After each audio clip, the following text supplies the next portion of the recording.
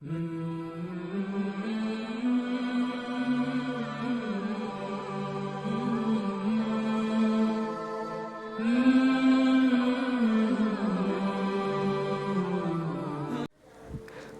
لوگوں نے انکار کیا ان کے لیے سامان ہے، ڈراؤ یا نہ ڈراؤ، وہ ماننے والے نہیں ہیں۔ اللہ نے ان کے دلوں پر اور کانوں پر مہر لگا دی ہے اور ان کی آنکھوں پر پردہ ہے اور ان کے لیے بڑا عذاب ہے۔ ایک آدمی اپنی آنکھ کو بند کر لے تو آنکھ رہتے ہوئے بھی وہ سورج کو نہیں دیکھے گا۔ کوئی آدمی اپنے کان میں روئی ڈال لے تو کان رکھتے ہوئے بھی وہ باہر کی آواز کو نہیں سنے گا۔ ایسا ہی کچھ معاملہ حق کا بھی ہے۔ حق کا اعلان چاہے کتنا ہی واضح صورت میں ہو رہا ہو، مگر کسی کے لیے وہ قابل قبول اس وقت بنتا ہے جبکہ وہ اس کے لیے اپنے دل کے دروازے کھلے رکھے۔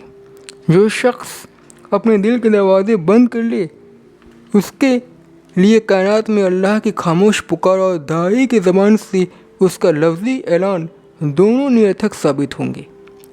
حق کی دعوت جب اپنے وشد روپ میں اٹھتی ہے تو اتنی زیادہ حقیقت پر آدھارت اور اتنی سوابھاوک ہوتی ہے کہ کوئی آدمی اس کی نوعیت کو سمجھنے میں اسمرتھ نہیں رہ سکتا۔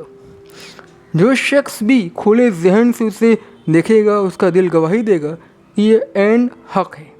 مگر اس وقت عملی صورتحال یہ ہوتی ہے کہ ایک طرف وقت کا ڈھانچہ ہوتا ہے جو صدیوں کے عمل سے ایک خاص شکل میں قائم ہو جاتا ہے۔ اس ڈھانچے کے تحت کچھ مذہبی یا غیر مذہبی آسان بن جاتی ہیں جن پر کچھ لوگ بیٹھے ہوئے ہوتے ہیں۔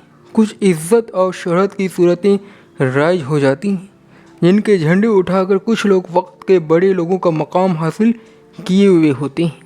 کچھ کاروبار اور مفادات قائم ہو جاتے ہیں جن کے ساتھ اپنے کو جوڑ کر بہت سے لوگ اطمینان کی زندگی گزار رہے ہوتے ہیں۔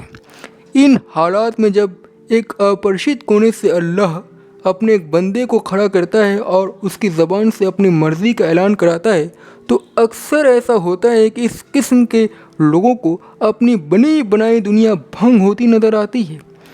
حق کے پیغام کے تمام تر سچائی کے باوجود دو چیزیں ان کے لیے اسے صحیح طور پر سمجھنے کے لیے رکاوٹ بن جاتی ہیں، ایک اہنکار برائی اور دوسرے دنیا پرستی۔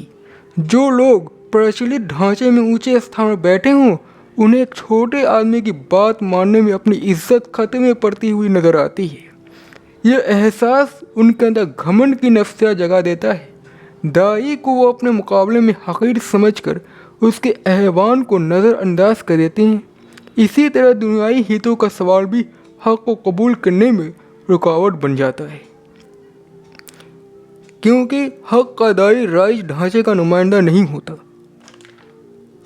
وہ ایک نئی اور اپریشت آواز کو لے کر اٹھتا ہے، اس لیے اسے ماننے کی استھتی میں لوگوں کو اپنے ہتوں کا ڈھانچہ ٹوٹتا ہوا نظر آتا ہے۔